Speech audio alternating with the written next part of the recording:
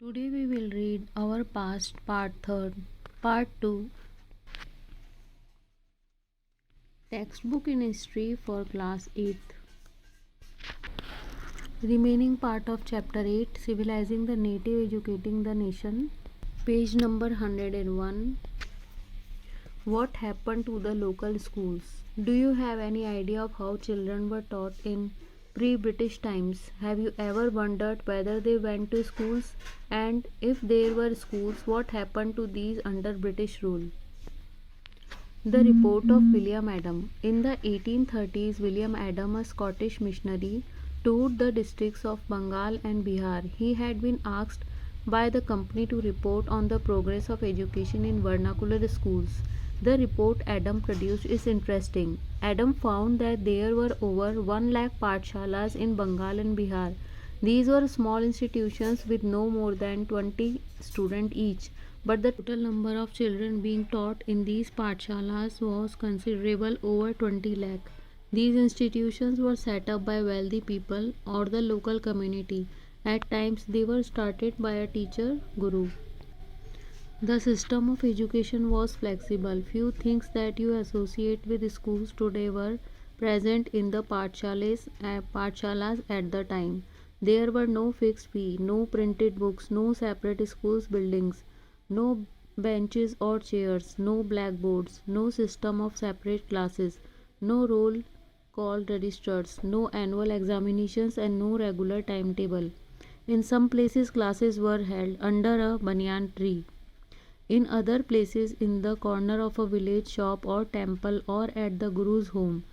Fee depended on the income of parents. The rich had to pay more than the poor. Teaching was oral, and the guru decided what to teach in accordance with the needs of the students. Students were not separated out into different classes. All of them sat together in one place. The guru interacted separately with groups of children with different levels of learning. Adam discovered that this flexible system was suited to local needs. For instance, classes were not held during harvest time when rural children often work in fields. The Pathshala started once again when the crops had been cut and stored. This meant that even children of peasant families could study. This meant that even children of peasant families could study. Figure 8 is showing a village pathshala. This is a painting by a Dutch painter, Francois Solvin, who came to India in the late 18th century. He tried to depict the everyday life of people in his paintings. This is a system which called the guru, and the students are in groups for studying.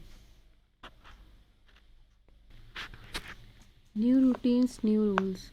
Up to the mid 19th century, the company was concerned primarily with higher education, so it allowed the local pathshalas to function without much interference. After 1854, the company decided to improve the system of vernacular education. It felt that this could be done by introducing order within the system, imposing routines, establishing rules, ensuring regular inspections. How was this to be done? What measures did the company undertake? It appointed a number of government pundits, each in charge of looking after 4 to 5 schools. The task of the pandit was to visit the pathshalas and try to improve the standard of teaching. Each guru was asked to submit periodic report and take classes according to a regular timetable. Teaching was now to be based on textbooks, and learning was to be tested through a system of annual examination. Students were asked to pay a regular fee, attend regular classes, sit on fixed seats, and obey the new rules of discipline. Pathshalas which accepted the new rules were supported through government grants. Those who were unwilling to work within the new system received no government support. Over time, gurus who wanted to retain their independence found it difficult to compete with the government-aided and regulated pathshalas. The new rules and routines had another consequences.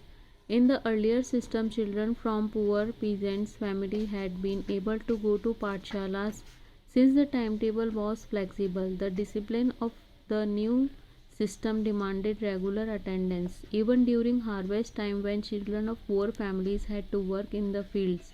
Inability to attend school came to be seen as indiscipline, as evidence of the lack of desire to learn. The agenda of a national education.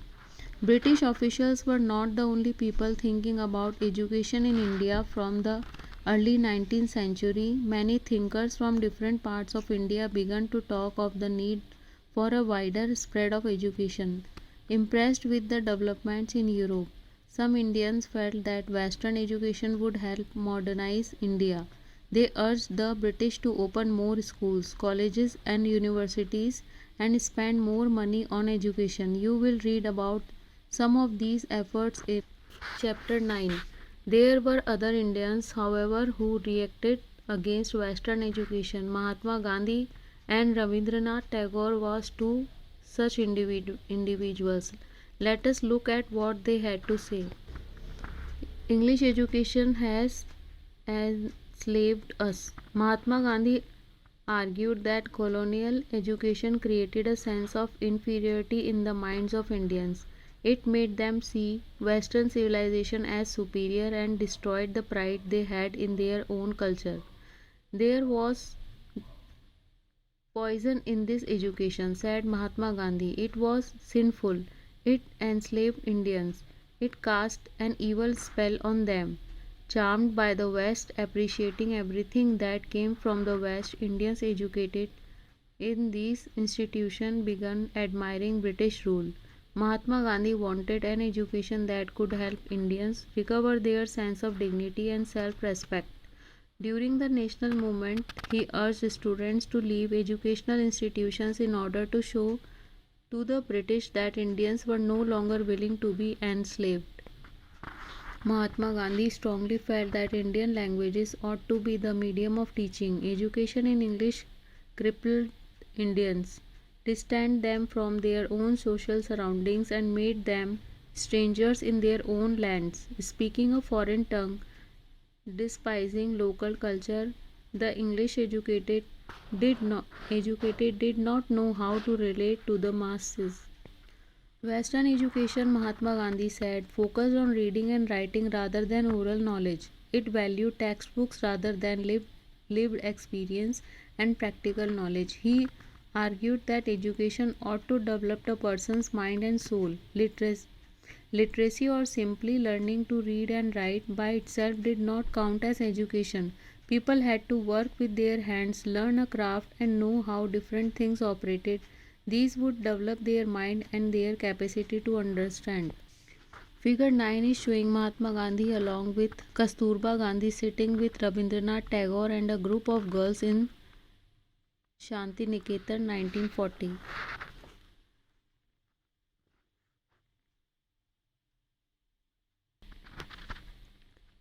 Literacy in itself is not education. Mahatma Gandhi wrote, by education I mean an all round drawing out of the best in child and man, body, mind, and spirit. Literacy is not the end of education nor even the beginning. It is only one of the means whereby man and woman can be educated.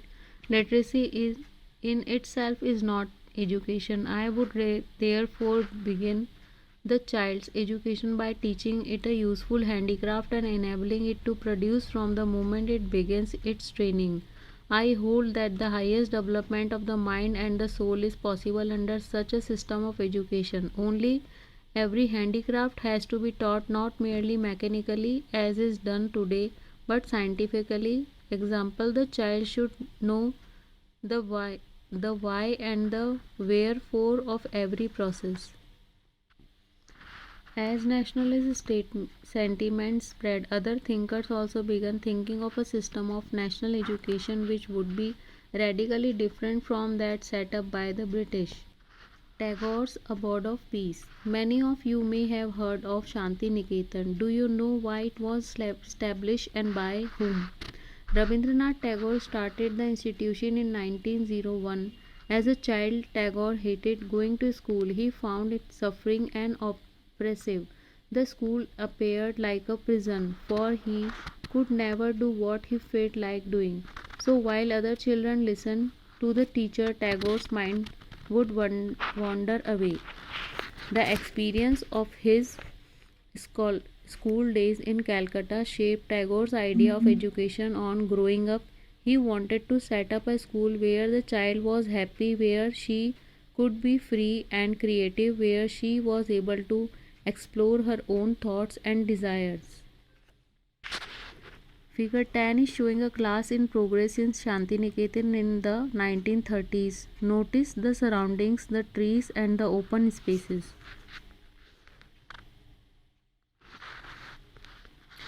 Tagore, Tagore felt that childhood ought to be a time of self learning outside the rigid and restricting discipline of the schooling system set up by the British. Teachers had to be imaginative, understand the child, and help the child develop their curiosity. According to Tagore, the existing school killed the natural desire of the child to be creative, her sense of wonder. Tagore was of the view that creative learning could be encouraged only within a natural environment, so he chose to set up his school 100 kilometers away from Calcutta.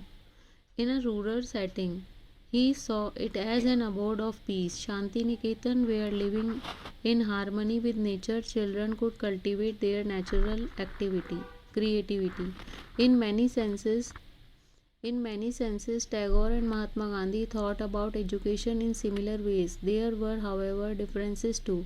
Gandhiji was highly critical of Western civilization and its worship of machines and technology. Tagore wanted to combine elements of modern Western civilization with what he saw as the best within Indian tradition. He emphasized the need to teach science and technology at Shantiniketan along with art, music, and dance. Many individuals and thinkers were thus thinking about the way a national educational system could be fashioned.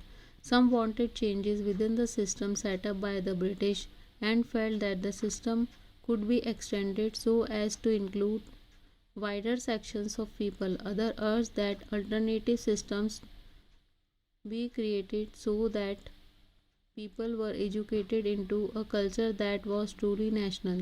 Who was to define what was truly national? The debate about what is national education ought to be continued till after independence.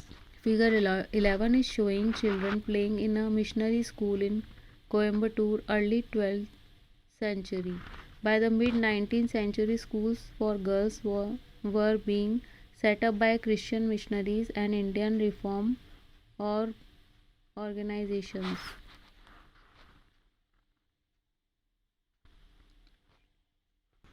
Education as a civilizing mission.